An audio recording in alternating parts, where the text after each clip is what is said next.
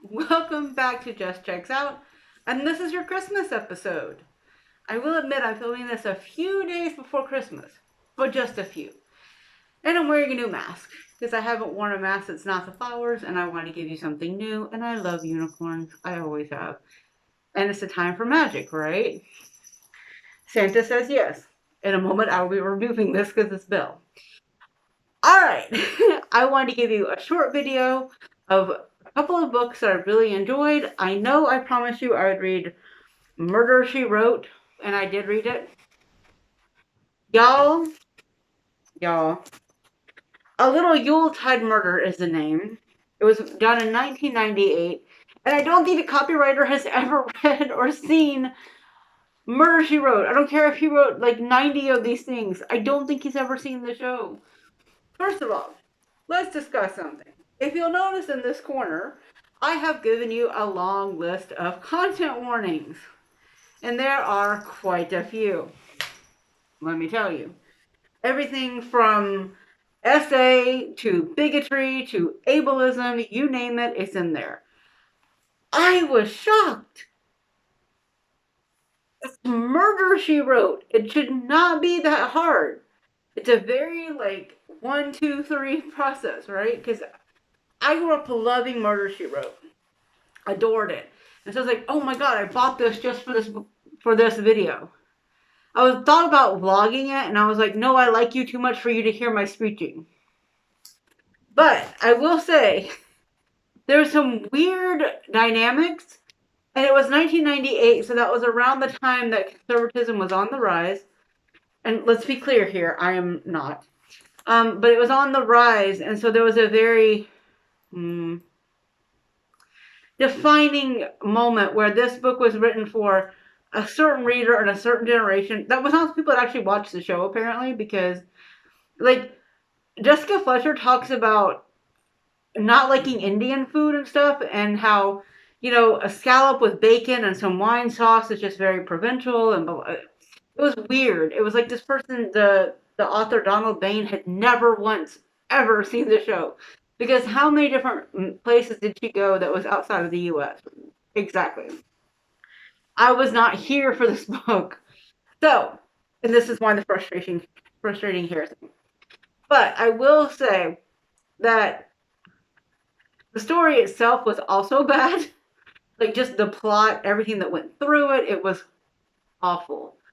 I I had so many problems. Like, one of the characters, Dennis, has got developmental delays, and he's not quite as on point as, say, one of the other characters, because he's easily influenced and so forth, so forth.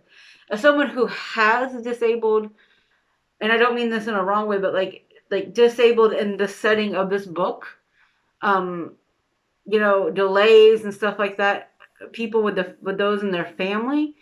Oh my god, I was furious because it just kept making things up. It was just way too much. And then you get the essay, which I'm not going to talk too deeply about, but every talking point in conservative media at the time is in this book. And this book spent more time talking about food than it did about this very crucial element to this book. I cannot. And the xenophobia, again, with the food, because she kept saying, Seth Hazlitt kept saying, oh, this, that, and the other, which I'm not really a fan of Seth Hazlitt in the show anyway. The Doctor has never been one of my favorites, nor necessarily was Mort. But in this book, they are both so, oh my god, no. So I gave the star one. I gave it one book, and that's only because it was written. It was written. That's the only reason I got it. You see all my little notes for cozy mystery. I was like, nope, done.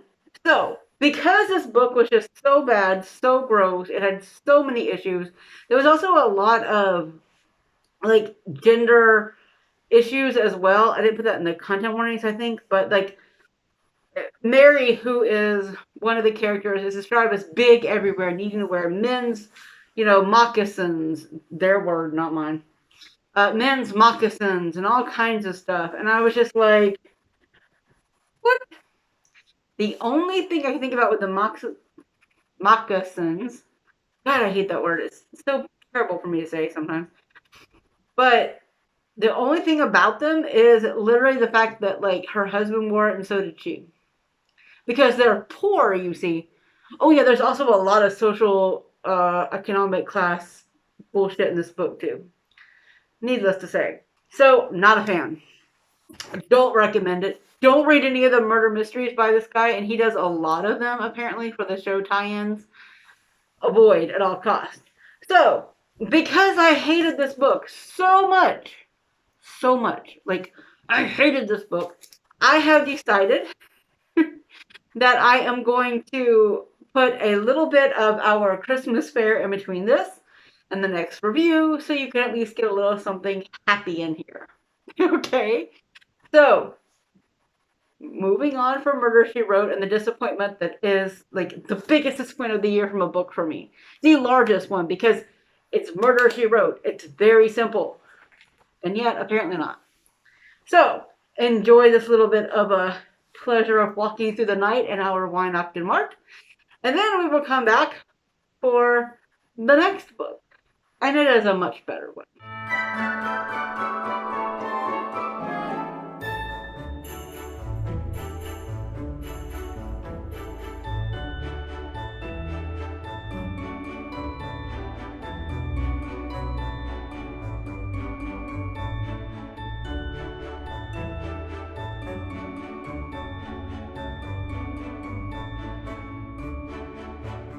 Okay, we're back.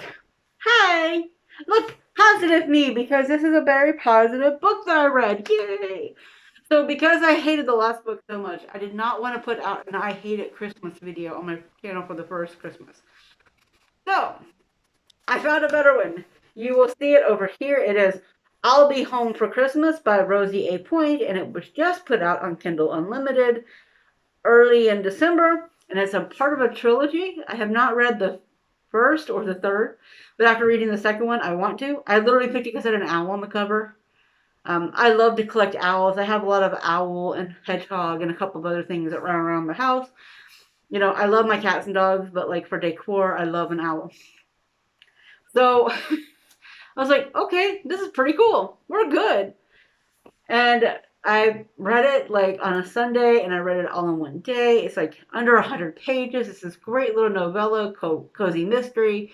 You know, Rosie A. Point was actually able to write the story in a way that made me engage and made me care. And I walked in, like, I will say you should probably read the first book instead of the second book in the series and the trilogy, because I think it would make more sense because I was a little bit lost. But it's a very, like, pet-friendly place, which, hi, we've all met me. We know I love pets. We know I love animals. So that was great. She's got, like, this dog, Rosie, that she can't have because of where she lives. There's all these weird, you know, oh, I'm allergic type things from the landlord or whatever. But her mom has the dog, and her best friend runs the pet cafe. So, you know, it's a lot of feel goodness that you necessarily wouldn't get, you know, necessarily in, you know, Cabot Cove. But this is Full Fork, New York. I like the name. Anyway, it made me laugh. And it's about, so this couple is rehabilitating an owl. And basically, what happens when the woman who is in charge of the animal ends up getting dead? She deaded. And she has an allergy to cherries, and suddenly she's living no more. So what happened? And it's this really great story, and it's this great unfolding. It wasn't like mind breaking, or I mean, you could guess fairly early on who the bad guy was, but it's okay because sorry, my mask is bothering me. But it's okay because it doesn't matter. It's just fun. And I love that. And there's this like nice little romance between Holly, who is the dog walker. Oh, I should mention Holly is the dog walker who is, you know, told to take charge of the animal and stuff like that. Cool, cool, cool. We're good. But I really appreciated the fact that there was like this little romance that was going on, and it wasn't anything quick or fast, or you know, I read a ton of romance, and it felt more like a cozy mystery romance versus a intended to be romance, and I love that because there's just like a nice slow build to it. I assume by the third book there's more to it, but I'll definitely be reading them while I have Kindle Unlimited, without a doubt, because it felt like the proper kind of cozy mystery, you know? Like there was something very familiar. It wasn't a Cleo Coyle. I love Cleo Coyle, but it wasn't a Cleo Coyle, but it was still in that vein. There was a little bit of a nod to the former cozy mysteries like Murder She Wrote, but also a little bit of an updated format because Holly is just coming out of a breakup. She doesn't know what's going on, and so she's just not sure. And so I really appreciated the fact that because of that, she focused on things. And so I was totally here for it. She had like, I know better than the police, and turns out she did, but you followed along and you understood what was going on. And I think that's really important when you're reading a cozy mystery because you want to feel like you're part of it, right? There was a couple of books I was thinking about reading, and I did read a couple more. I'll talk about them at the end of the month wrap up. But for this blog, well, no, for this video, I keep thinking again. I almost vlogged, and I was like, but I hated Murder She Wrote, and I can't vlog when I'm reading on my phone because my phone. Anyway, so I was reading it, and the video, and I was like, I want something positive, and I gave this story 5 stars. Well, 4.5, but I rounded up to 5 on Amazon. And I gave it such a high mark because it was so engaging and good and fun, and I could follow along. And you don't always get that with books, right? And so I read it like yesterday before I filmed this, and I can still tell you that it's a book series that I think you'll probably enjoy. If you enjoy like cozy mysteries with animals, you're definitely going to like it because Dixie plays her role, as does the owl, oddly enough. You know, there's a very clear line of, okay, pets are always welcome wherever you are, and stuff like that matters to me. Okay, now more in the light for you. So, but I think it's really cool, and I think it's fun, and I like that sort of stuff, right? Like I enjoy being able just to enjoy what is. I really liked this book. I thought it was fun. I thought it was exciting. Like I said, it was a fun, cozy mystery, and I really appreciated the characters and the work that went into building it. And I'm looking forward to read again the first and the third because now I've read the second. I'm engaged and I'm interested, and that's not always possible because I read a lot of cozy mysteries. I haven't covered them this year here, and it's been kind of a year where I haven't read a lot. But my favorite probably is Cleo Coyle, to be honest. I love Cleo Coyle, like I adore Cleo Coyle. I think that she's fun. She's bright. Well, I say she, but it's actually it's a husband wife duo team, but the idea of the writer. But the duo are very fun and engaging, and you care about the characters. And again, like I'm really into the I'll be home for Christmas book, and I want to see what else comes with it. So I highly recommend it. I'm going to also put some more of the Wine Octave Mart as the ending here because I want you guys to see what it's like in Germany, to see Christmas because it's very different. You can't see it very well, but this one came from Germany back when it was split, and it was my godmother's. And it's very important, and I keep it on my tree or around my tree. I keep it up because Christmas is Christmas. And I love to celebrate it, and I want to do something a little bit different this year for you guys by reading a cozy mystery because again I haven't done that even though I really enjoy them. It has been a year where I've read a lot of mysteries but not the cozy kind, and I wanted to be comfortable and I wanted it to be fun and I wanted to enjoy it, and I hope that you do. I hope you check out I'll Be Home for Christmas. I really hope you'll check out her because I think it's really worth it. And I think you should probably avoid the Murder She Wrote books for your life because you don't want to throw the book across the room. Be selling this. But I have more coming up in January and February of more books that, kind of meant something to me or have a meaning for me. And I wanted to start it off with the, Christmas season because it's the season of forgiving. And to me, giving is not just giving a present, but it's also sharing memories. And I want you guys to get to know me a little bit better. So hopefully you have. All right, guys.